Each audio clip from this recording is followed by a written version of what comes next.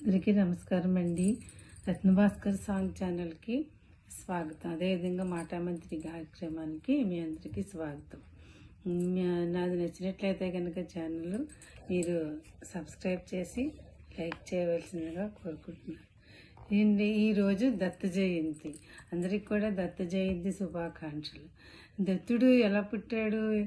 లక్ష్మి సరస్వతి పార్వతుల యొక్క అసూయ వల్ల పుట్టాడా? అసూయ ఏంటి వాళ్ళకి అనేది చూద్దాం. ఏంటంటే ఒకసారి ఒక సమయంలో త్రిమూర్తులు ముగ్గురు కూడా బ్రహ్మ విష్ణు మహేశ్వరులు ఏం చేశారంటే వాళ్ళ భార్య దగ్గర లక్ష్మీ పార్వతి సరస్వతుల దగ్గర అనసూయాదేవిని పొగిడారు. ఆవిడ చాలా గొప్పది, ప్రాతిపత్యం గలది, మహాశక్తివంతురాలు, తపోశక్తి గలది అని చెప్పి పొగుడుతారు.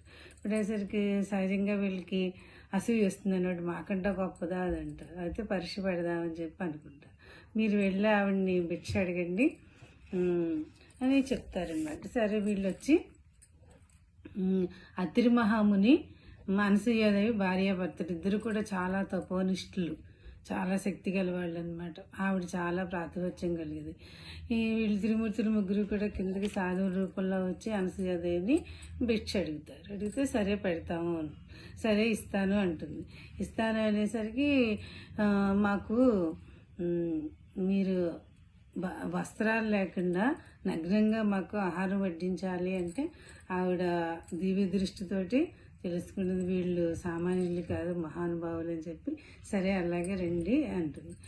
భోజనం సమయానికి ఏం చేస్తుందంటే ఆ ముగ్గురిని కూడా పసిబిడ్డల కింద మార్చి తన వివస్త్ర అయ్యి వాళ్ళకి పాలు ఇస్తుంది, స్తన్యం ఇస్తుంది అనమాట.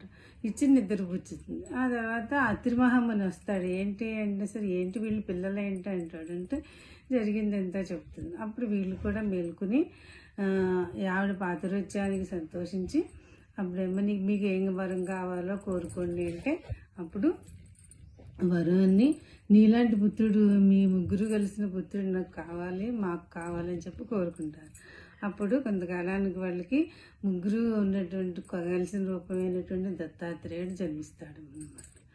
ఈ విధంగా దత్తుడు పుట్టాడు. ఈ దత్తుడి ప్రచారం ఎలా జరిగిందంటే ఎక్కువ గణపతి సత్యానంద స్వామి ఎక్కువగా మొత్తం దేశం అంతా తిరిగి దత్తపీఠాలు ఏర్పరిచి దీన్ని ప్రాచుర్యంలోకి తెచ్చారు.